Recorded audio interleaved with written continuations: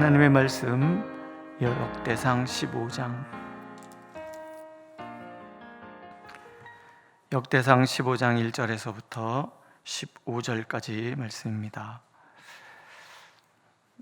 역대상 15장 1절에서 15절 우리 한 목소리로 읽겠습니다. 1절 다윗이 다윗성에서 자기를 위하여 궁전을 세우고 또 하나님의 궤를 둘 곳을 마련하고 그것을 위하여 장막을 치고 다윗이 이르되 레위 사람 외에는 하나님의 궤를 맬 수 없나니 이는 여호와께서 그들을 택하사 여호와의 궤를 메고 영원히 그를 섬기게 하셨음이라 하고 다윗이 이스라엘 온 무리를 예루살렘으로 모으고 여호와의 궤를 그 마련한 곳으로 메어 올리고자 하여 다윗이 아론 자손과 레위 사람을 모으니 그와 자손 중에 지도자 우리엘과 그의 형제가 120명이요 무라리 자손 중에 지도자 시아와 그의 형제가 220명이요 게르솜 자손 중에 지도자 요엘과 그의 형제가 130명이요 엘리사반 자손 중에 지도자 스마야와 그의 형제가 200명이요 지도자 엘리엘과 그의 형제가 80명이요 우시엘 자손 중에 지도자 암미나답과 그의 형제가 120명이라 다윗이 제사장 사독과 아비아다를 부르고 또 레위 사람 우리엘과 아사야와 요엘과 스마야와 엘리엘과 암미나답을 불러 그들에게 이르되 너희는 레위 사람의 지도자이니 너희와 너희 형제는 몸을 성결하게 하고 내가 마련한 곳으로 이스라엘의 하나님 여호와께를 메어 올리라. 전에는 너희가 매지 아니하였으므로 우리 하나님 여호와께서 우리를 찢으셨으니 이는 우리가 규례대로 그에게 구하지 아니하였음이라 하니 이에 제사장들과 레위 사람들이 이스라엘 하나님 여호와의 궤를 메고 올라가려 하여 몸을 성결하게 하고 모세가 여호와의 말씀을 따라 명령한 대로 레위 자신이 채 하나님의 궤를 꿰어 어깨에 매니라. 아멘. 사울이 죽은 뒤에 이스라엘이 남과 북으로 나뉘죠. 그래서 7년의 시간이 지나갑니다. 이제 7년 뒤에 다윗이 통일 왕국의 이제 왕이 되었을 때 다윗이 크게 두 가지를 합니다. 하나는 여부수족이 그때까지 점령하고 있던 예루살렘을 점령해서 거기를 도성으로 삼는 거예요. 수도로 삼는 거죠. 그리고 두 번째는 그 예루살렘 그 성 안에 그 다윗성 안에 하나님의 궤를 모실 장막을 치고 그 언약궤를 모셔 올리는 거예요. 명분은 이래요. 우리가 우리 하나님의 궤를 우리에게 옮겨오자. 사울 때는 우리가 궤 앞에 묻지 아니하였느니라. 핵심은 뭐냐면 하나님의 궤 앞에서 묻지 아니하였다. 이 궤라는 것이 상징하는 것은 단순히 십계명의 돌판이 들어있고 그 안에 세 가지가 들어있잖아요. 만나와 아론의 쌍난 지팡이와 그 다음에 두 돌판이 들어져 있는데 그 돌판이 담겨져 있다라는 것이 중요하지만 그게 중요한 것이 아니에요. 이 궤는 하나님의 임재의 상징인 거예요. 지성소에 있어서 이제 1년에 한 번씩 대제사장이 속죄일에 들어가잖아요. 들어가면 거기서 하나님을 만나는 거예요. 하나님을 대표해서 백성을 대표해서 대제사장이 하나님 앞에 가면 하나님께서 그 언약궤 위 그 지성소 안에 있는 그 보좌에 올라가는 거예요. 하나님의 자리인 거예요.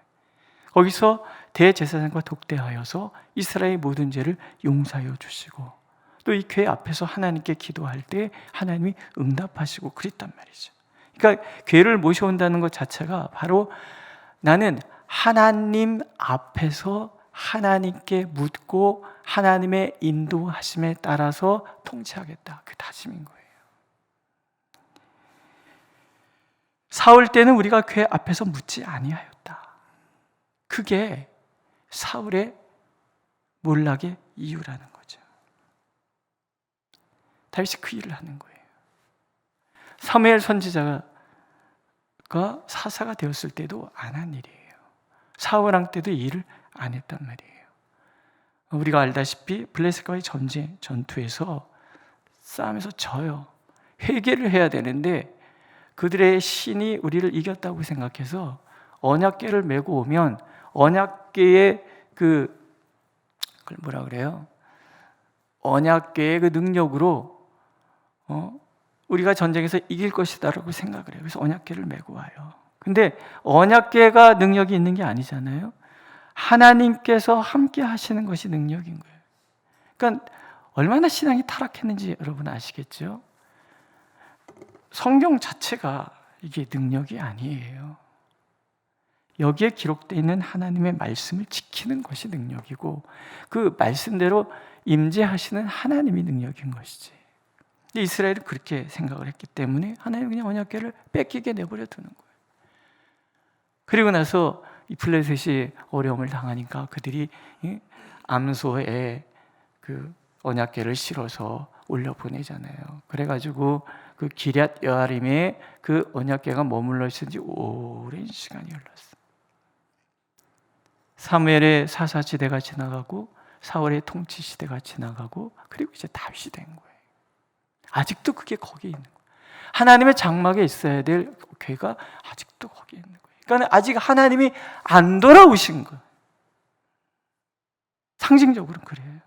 그거를 이제 다윗이 메고 올라오는 거예요. 사울왕은 하나님 중심의 통치를 하고자 하는 마음이 없었던 거예요. 다윗은 그것을 하기를 원하는 거죠. 사울이 몰락한 이유에 대해서 하나님께 묻지 않았다. 하나님께 묻지 않으니 하나님 중심의 삶을 살지 않았고 불순종했고 하나님께 물어야 될 것을 신접한 자에게 묻기나 하고 결국 몰락했잖아요. 그래서 다윗은 온 이스라엘 백성들에게 나는 말씀 중심, 통치 기반을 하나님의 말씀에 두겠다. 그렇게 결단하는 상징으로 언약궤를 모셔오는 거예요. 그리고 나는 하나님 중심의 통치를 하겠다. 그 다짐을 또한 보여주는 거죠. 근데 1차적으로 기럇 여아림에서 언약궤를 올라올 때 블레셋 사람들이 그리했으니까 아무 생각 없이 새 수레 만들고 거기다 싣고 그러고 오는 거예요. 근데 결국 우사의 타작마당에서 이 소가 사람들이 많으니까 놀라서 뛴단 말이에요. 뛰니까 언약궤가 떨어지네. 우사가 너무 떨어질까 봐 잡았어요. 잡은데 거기서 죽었어요. 너무 놀랬죠, 다윗이. 그래서 어찌 내가 이걸 가져가겠느냐 싶어가지고 그 언약궤를 오벳에돔의 집에다가 갖다 둔 거예요. 그런데 오벳에돔의 집에 언약궤가 들어가는 그 순간부터 그 집이 복을 받아. 3개월 동안 복을 받아. 다윗이 생각했을 거 아니에요. 도대체 왜? 하나님이 나를 거부했다고 생각했어요, 처음에는.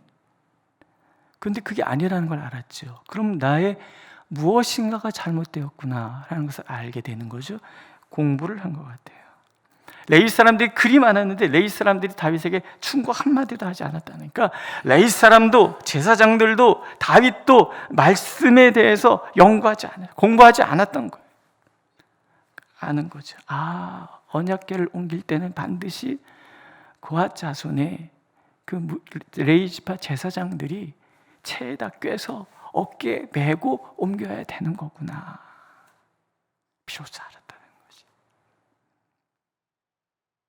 전에는 너희가 매지 아니하였으므로 우리 하나님 여호와께서 우리를 찢으셨으니 이는 우리가 규례대로 그에게 구하지 아니하였습니다. 어쩌면 다윗은 언약궤를 모셔옴으로 상징적인 의미에서 어쩌면 그런 것을 백성들에게 보여주기 위한 그런 행동을 했을 수도 있어요. 왕이니까. 우리 정치인들이 진심을 담아서 그들의 이렇게 언약을 맺고 무슨 공약을 하고 그러지 않잖아요. 보여주기 위한 거잖아요. 표 얻기 위한. 진심으로 이 민족을 생각하고 진심으로 이 나라를 생각해서 설령 내가 손해보고 인기를 잃는다 할지라도 이 일만큼 우리 민족의 나게 할 방향을 위하여 일을 하겠다, 이런 진정성이 사실은 없잖아요. 다윗도 마찬가지 아니겠습니까? 왕이 됐는데. 근데 그 우사의 사건을 통해서 다윗이 깨닫는 거죠. 보여주기식은 안 된다는 거예요. 말씀 중심의 통치를 하고 하나님 임재 앞에서 내가 통치를 하려면 하나님의 말씀을 지켜야 된다는 거예요. 하나님 그걸 보여주시는 거예요. 정말 네가 나의 종으로 내 백성을 통치하기를 원하느냐? 그렇다면 말씀대로 살아라. 언약궤를 옮기는 거에도 명령과 규례대로 행하라. 형식 중요하다. 하지만 형식을 채우고자 하는 너의 진정한 믿음이 내겐 필요하다. 다윗이 그걸 아는 거죠. 연구했고 하나님 명령하신 대로 따르는 거예요. 두 번째, 다윗이 깨닫는 게 있죠. 잘못할 수 있어요. 모르니까. 그렇지 않습니까? 모르면 잘못할 수 있어요. 실수할 수 있어요. 하나님 앞에 혼날 수 있어요. 그런데 하나님께서 그때 징계하시고 그때 꾸중하시는 이유가 버리시기 위함이 아니라는 거예요. 말씀하시잖아요. 네가 네 하나님 여호와의 말씀을 청종하면 이 모든 복이 내게 임하면 내게 이룰 것이다. 또 내가 오늘 네 행복을 위하여 내게 명하는 여호와의 명령과 규례를 지킬 것이 아니냐. 말씀은 우리를 얽매기 위한, 옥조이기 위한 하나님의 그 어떤 강압이 아니라는 거죠. 말씀이라는 것은 나를 행복하게 하시기 위해서 주시는 거예요. 내 말씀대로 살면, 이 말씀을 청종하면 하나님은 분명히 약속하시는 거예요. 네가 들어가도 복을 받고 나가도 복을 받고 손대는 것마다 다 복을 받는데 심지어는 우리 집에 있는 밥그릇 때도 다 복이 임할 것이다. 우리의 삶이 하나님 중심의 삶을 산다는 것은 다른 거 아니잖아요. 내가 하나님의 말씀대로 살아가는 거예요. 모를 땐 실수할 수 있어요. 모를 때 틀릴 수 있어요. 근데 하나님은 다윗을 통해서 지금 뭘 가르쳐 주시는 거예요? 고치면 된다. 돌아서면 된다는 거예요. 몰라서 실수하는 거, 그래서 하나님 앞에 책망을 받았다? 우리는 그것이 끝이라고 생각해서는 안 된다는 거예요. 돌아서면 돼. 이거는 사실은 바벨론 포로 시기 이후에 이 역대서를 쓸 때, 기록되었을 때 그때 이스라엘 백성이 다시 해주고 싶은 말씀이죠. 우리가 잘못해서 나라가 망하고 바벨론에 끌려갔어요. 고생했어요. 이주민으로 산다는 게 얼마나 힘든 일인데. 대학교에서 청년들 사역하는 친구 목사님이 있어요. 이제 숭실대하고 서강대에서 사역을 하는데, 이제 서강대에서 자기가 맡은 것은 이제 한국어를 가르치면서 외국 유학생들을 대상으로 이제 이렇게 사역을 하는 거예요. 근데 그런 얘기를 해요. 유학생들은 누구도 보호해주지 않는다라는 거예요. 만약에 한국 학생과 유학생이 싸움이 붙었어? 그러면 한국 정부는 절대로 그 유학생들 편을 들어주지 않는다는 거예요. 그래서 애들이 굉장히 불이익을 당한대요. 이렇게 이제 한국 학생 그룹 속에 같이 들어가면 은근히 딸을 시키고 소외시키고 말 섞지 않고, 그래서 이제 둘이 이렇게 짝을 지어서 이렇게 수업을 할 수 있도록 그렇게 해주면은 아주 비싼 데 데려가서 아주 비싼 거 먹고 돈 내게 해서 정냉미 떨어져서 떨어지게, 그래갖고 이 유학생 아이들의 마음에 상처가 되게 많아요. 한국 사람들의 상처가 많은 거예요. 병원에 가도 말을 못하니까. 그래서 그 사역을 하는 거예요. 그 아이들 편에 대해서 병원 갈 때 같이 가서 얘기해주고, 뭐 할 때 같이 얘기해주고 도와주고, 뭐 이런 일들을 하는 거예요. 그러면서 이 아이가 하나님을 서서히 받아들이는 거죠. 이주민으로 산다는 것은 그런 거예요.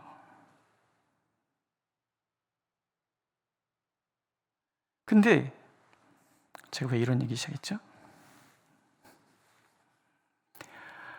우리가 하나님의 말씀대로 산다는 것은, 하나님의 뜻대로 산다는 것은 하나님 앞에 억압되고 굴레를 씌우고 그런 것이 아니라 복을 주시기 위한 하나님의 방편이고, 우리가 그것을 따라갈 때 하나님께서는 우리를 붙들어 주시고 인도해 주신다라는 거예요. 몰라서 실수할 수 있죠. 유학생들이 한국에 대해서 잘 몰라서 실수할 수 있고, 또 아이들이 몰라서 함부로 대할 수 있지요. 그러나 알고 나면 바꾸면 되잖아요. 바꾸면 되는 거예요.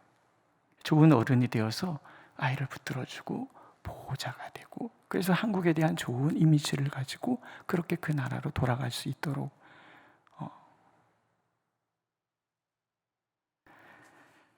우리가 잘못할 수 있어요. 하지만 잘못을 돌이키는 것은 굉장히 중요하다는 거죠.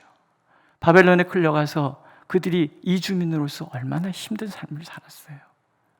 그런데 그들이 돌이키고 나니까 하나님 다시 돌아오게 하는 거고, 복된 삶을 살게 하는 거고, 에스겔서에 보면 수많은 약속들이 있어요. 돌아와, 흩어진 내 양무리들을 다 데리고 돌아오리라. 그래서 이 황폐한 이 도성마다, 성읍마다 나의 사람으로 가득 채워줄 것이다. 약속이 있는 거예요.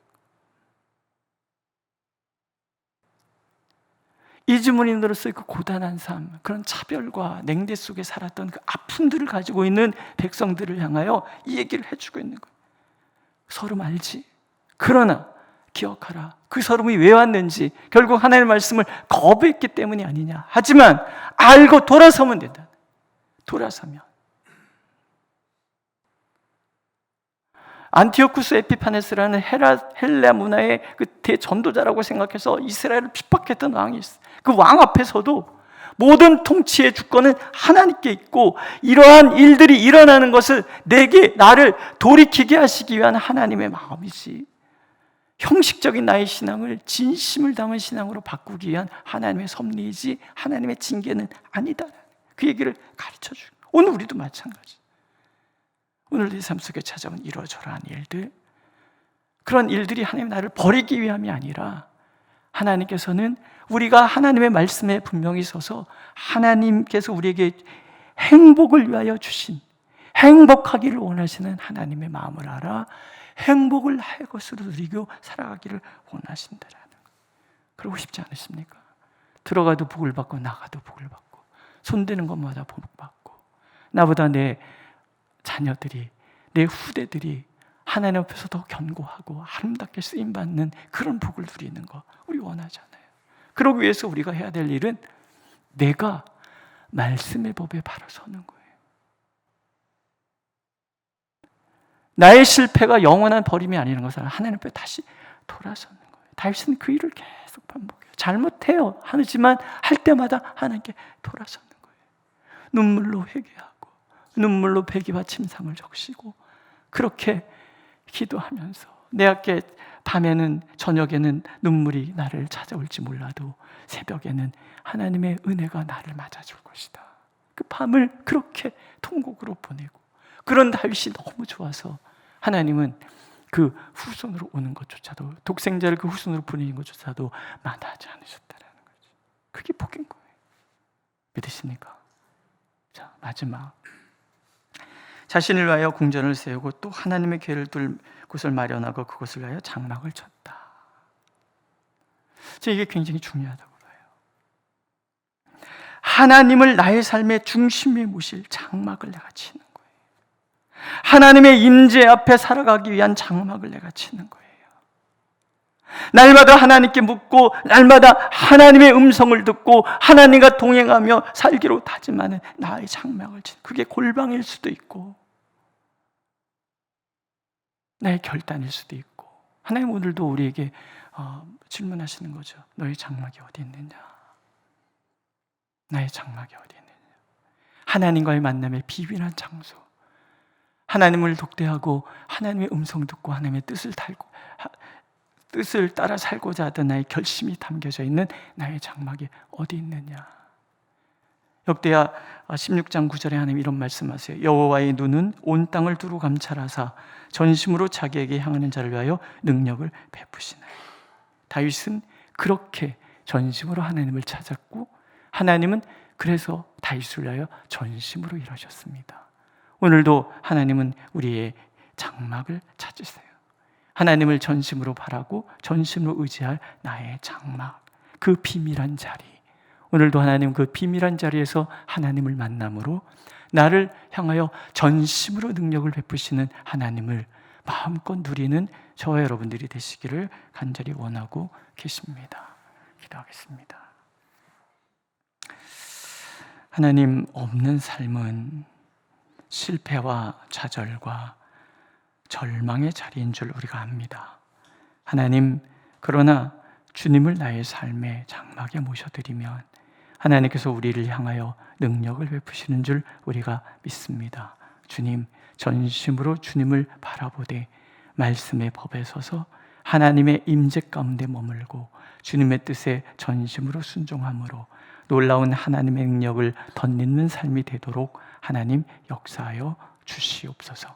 예수님의 이름으로 기도드렸습니다. 아멘. 하늘에 계신 우리 아버지, 아버지의 이름을 거룩하게 하시며 아버지의 나라가 오게 하시며 아버지의 뜻이 하늘에서와 같이 땅에서도 이루어지게 하소서.